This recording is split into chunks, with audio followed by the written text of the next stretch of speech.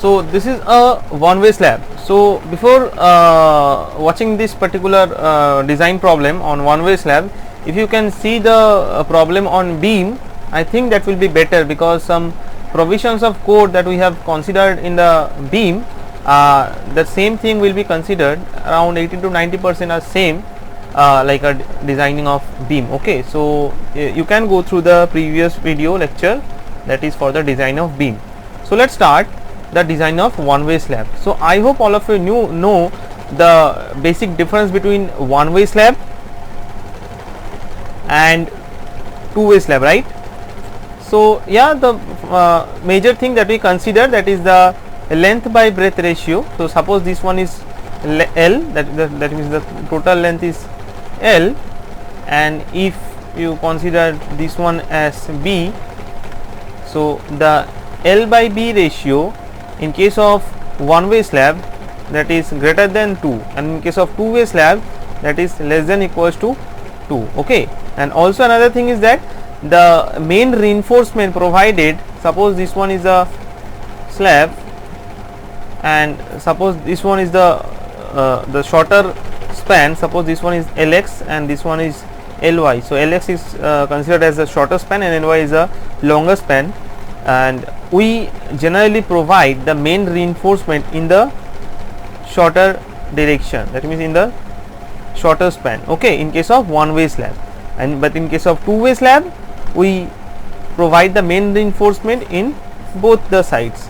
Okay, but yeah, at the time of designing, we considered always this shortest distance, that means the length of the shorter span. Why? Because definitely if you give some loads in the two-way slab, so what happens generally, the failure initially takes place in the shorter span. Okay, so that is why if we can make the shorter span safer, definitely the longer span will be definitely safe.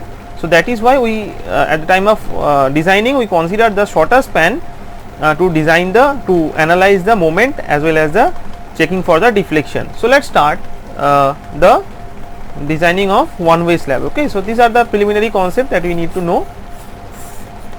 So one-way slab, so there are some certain steps to designing this one-way slab. These are very simple. One by one we will continue. Okay, so initially we just check that whether it is yeah, definitely it is given that it is a one-way slab, but yeah, we need to check now. So here you can see this is the clear span, that means the clear span in the longer direction, that is 6500. So yeah, better to take this clear span. So 6500 by the 3000. So if you make the ratio, it will be definitely greater than, the value is greater than 2, right? So it is a one-way slab. So the first check done. Now as we confirm that it is a one-way slab, now we start the solution of the problem. So first one, assume effective depth. Okay, so we know what is effective depth in case of beam. In the previous class we have designed a beam. So this one is the effective depth, right, from the top to this center of the main reinforcement. So let's consider a value of small d, that means this particular one. So small d is 150 mm, just consider, assume. Okay, now as it is 150, so what will be the value of effective span? In case of beam, we determine the effective span, which is minimum of L plus D, or you can say the center to center distance between the supports. Now here the support is yes, this is 230, here the support is 230. So if you make the center to center distance in case of this shorter direction, that means in the shorter span, that we consider as Lx. Okay, and the longer span it is Ly. So definitely the value of Lx will be either 300, that is a clear span, plus 150, that is if you consider this first case, or center to center distance, that means 3000 plus 230 by 2 into 2. So whichever is less, so definitely we will consider this one. Okay, so let's remove this, let's remove all this. So this is for the shorter span. So what will be the value for the longer span? Just simple 6500 plus D, that means 150. So we have determined the value of the Lx as well as the Ly, but yeah, at the time of designing, which one we will consider? The smaller one, right? The reason I already told. Yeah. So let's go to the second step, that is the check for deflection. So as you watch the previous video of beam designing, there is a one point is given, that is effective span by the D, that means the effective depth, equals to some values are given in the code, right? Now here you can see that what is the support condition here. Previously in case of beam designing, the support condition is simply supported, and for the simply supported the value of this ratio is 20 given, that is a maximum value, but we considered lesser one, that is 12 or 13, right? Now you can see that one side it is continuous and one side it is simply supported, right? So that is why we will take the average value of these two. Okay, so for simply supported one the value is 20 and for continuous the value is 26. Okay, I will show you in the code.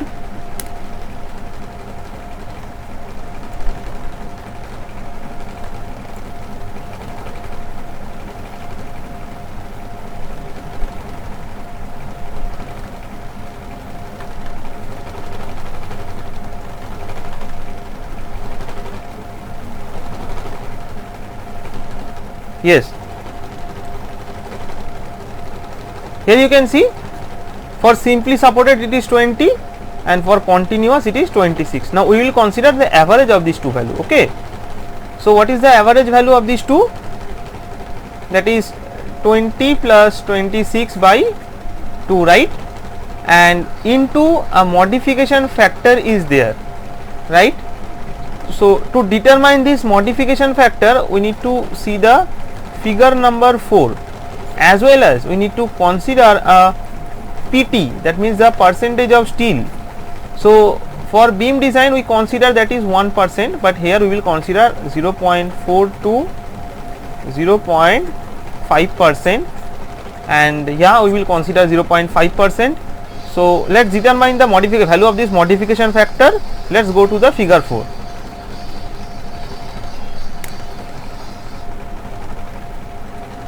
So this is the figure 4, and here you can see this is the modification factor. So for we considered 0.5%, right? So for 0.5%, let's see what is the value of the modification factor.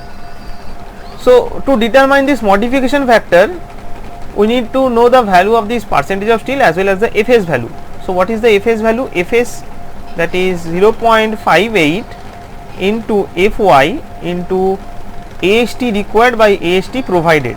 So initially we considered that AST required equals to AST provided, so that part becomes 1 and we will that become 1. So we just put the value of Fy. So Fy is 415 most probably. Let's see. Yes, this is 415. So just put the value, and this is 240.7. I just remember this because previous problem the value is same. So yeah, this is 240 curve, so it is near to this. So if you can check the value of this at 0.5%, and this is the 0.5%, right? So this is at the intersection point of 240.7, and this is near about this point, and so I considered this as 1.2.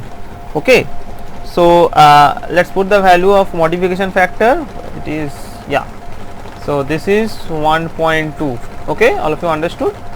Now when you solve this, the value of this effective span, which one? This 3150 you got, na?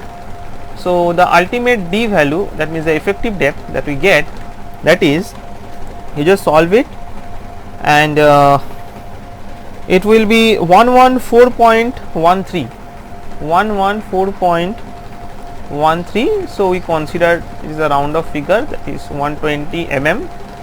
So as we know, this is the effective depth, so what will be the overall depth? So suppose this one is the slab and in this type of reinforcement are there na, so effective depth is up to this portion. So yeah, what will be the value of this overall depth?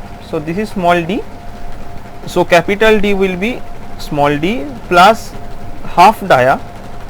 So we consider the diameter of the bar, it is 10 mm.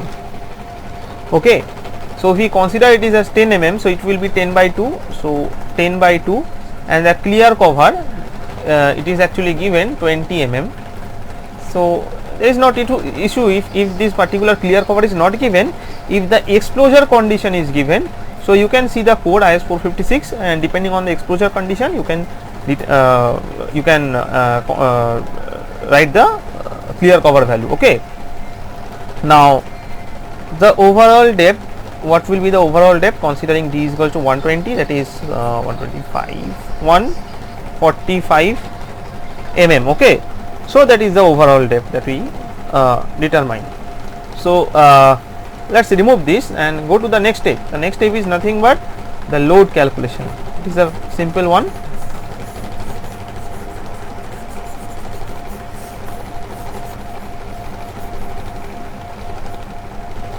So let's determine the load calculation.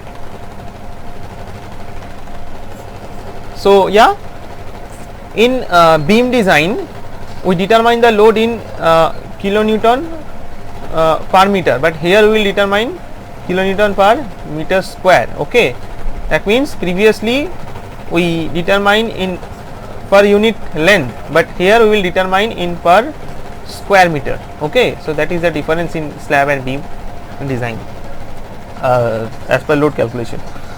So yeah, first we determine the self weight. The value of the self weight is we know the depth, overall depth, that is 145, right? Just remove this, 145 mm. So yeah, 145 into, just multiply with the unit weight of RCC, that is 25 kilonewton per meter cube. So this is in millimeter, so I convert it into meter. Okay, so 0.145 into 25 in kilonewton per meter cube. So the value that we get, that is 3.625 kilonewton per meter cube, sorry, meter square.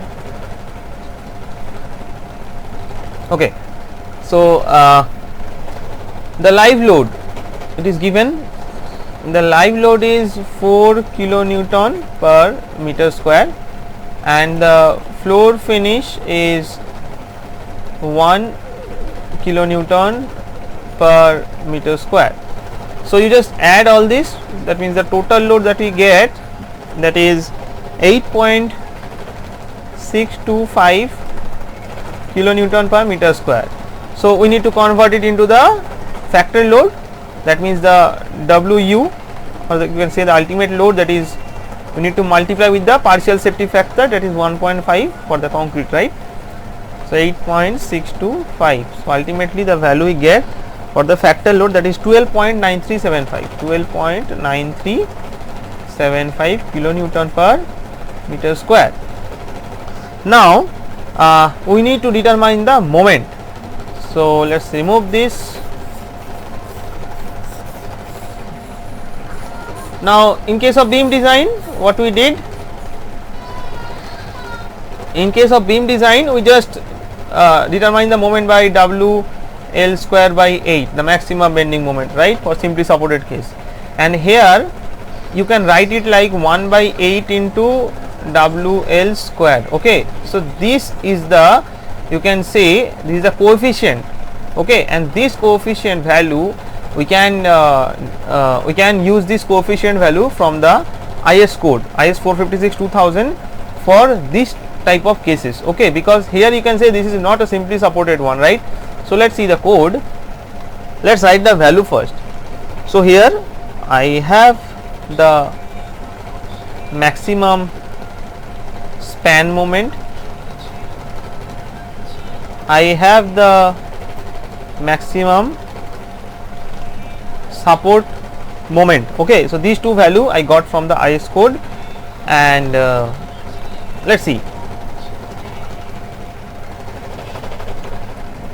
Table number 12 we need to see. So what is table number 12? Okay, so very near. So here in our case we have the maximum span moment and maximum support moment, right? So the maximum span moment as per our drawing, it will be this. This is the coefficient of that particular part. Okay, and for the maximum which one, the maximum support moment, the coefficient of that will be this one. Now let's see why. Look, if you see the diagram first, so here it is one side you can say it is simply supported, one it is continuous, right? And yeah, it is kind of one edge is there where it is continuous. So here you can see in case of span moment, first you differentiate these two one. Why we considering the top one? Look, here you can see this is the depth load and imposed load, but here it is only imposed load. So this one we deducted, we don't consider this particular one. Okay, so we are just interested this top portion. Now it is in the near middle of end span. Okay, at middle interior span we are not going to consider, we are going to consider the near middle of end span, because yeah, definitely as per our drawing it is near middle of end span, and yeah, definitely it will be also same at the support next to the end support. So yeah, this support next to the end support, so that is why we consider these two values. Okay, now yeah, this why it is positive, because you already know in case of in the middle span the moment is positive, right? And in the support it is in a negative. So I hope you know the bending moment diagram. If it is a continuous beam or you can say slab, so it will be something like this, na? Strength of material class you already determined. So this one is negative, this one positive, this one negative, negative, positive, negative, negative, positive, and negative. So support you may see it is a negative and span it is positive. Okay, so this support it is negative and span it is positive. So I give the nomenclature, that is MUX positive and this is MUX negative. Okay, so yeah, what will be the value then? So the coefficient here is plus 1 by 12. Oh sorry,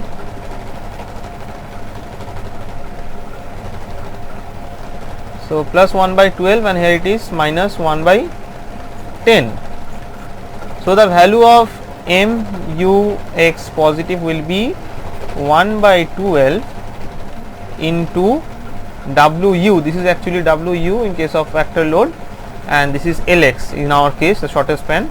So WU value, that is 12.9375. So 12.9375 into it is LX square. So LX, what is the value of LX that I have removed? I think that one is 3.15. Actually 3150, that is in millimeter, so I converted into meters. So this is the value of MUX positive, and the value that we get after calculation are 10.69 kilonewton meter, and MUX negative, that is 1 by 10. Yeah, this is positive, which will be negative, into 12.9375 into 3.15 square. So it will be minus 12.83 kilonewton per meter. So yeah, so we will consider at the time of designing which moment we will consider. Definitely we will consider the higher value. So definitely if in higher value, if the slab is safe, so definitely in the lower moment less than this, definitely that will be also safe, right? So we will consider this 12.83 at the time of checking against flexure. So let's go to the next stage.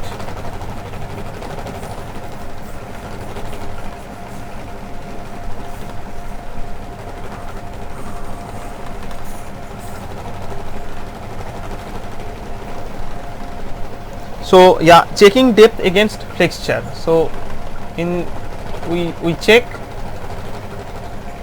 depth against flexure. Okay, so for that what we need to do, we know that the formula, that is moment of resistance, that is equals to C into Z, right? Initially in case of working stress method we have derived, as well as limit state method we have derived the drawing. I hope you can memorize this particular drawing, that is the equivalent stress diagram, right? Here is C, here is T, that means the compressive force, tensile force. This one is the lever arm, that is Z, right? So moment of resistance, and this is the neutral axis. So if you just remember this thing, so we just put this value, that means the maximum span moment and maximum support moment, whichever is higher value. So our higher value is 12.83. So here we put 12.83, and this is in kilonewton meter. So we multiply with the 10 to the power 6. So it will be Newton millimeter, and the value of C. Can you remember what is the value of C? This particular C. So that is 0.36 FCK B XU. That is the value of C. Okay, I have derived how it is came. It is in detail. You can see the video. So 0.36 FCK B XU, and the Z value is D minus 0.42 XU.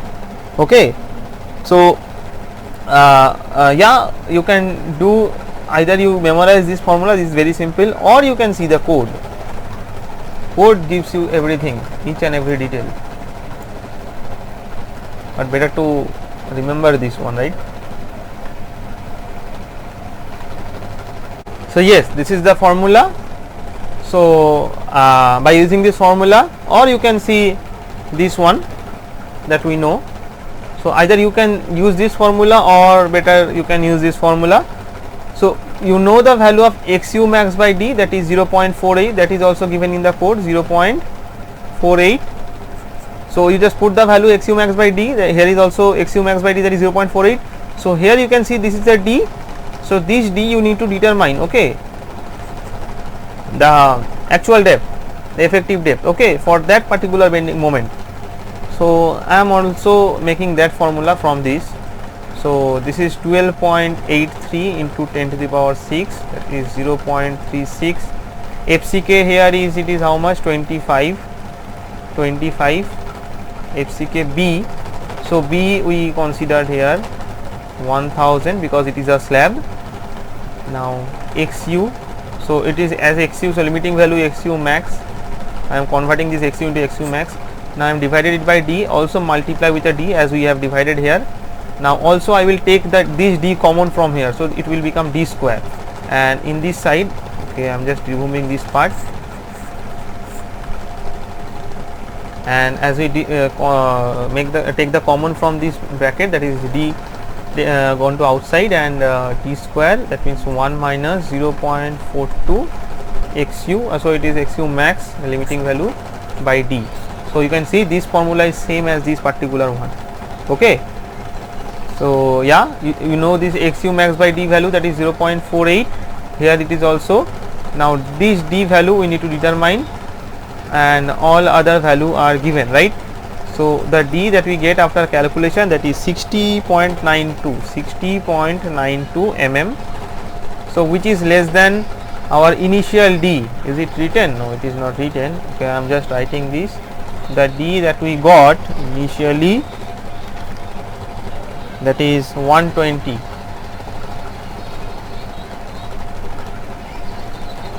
The overall depth that we got, that is 145.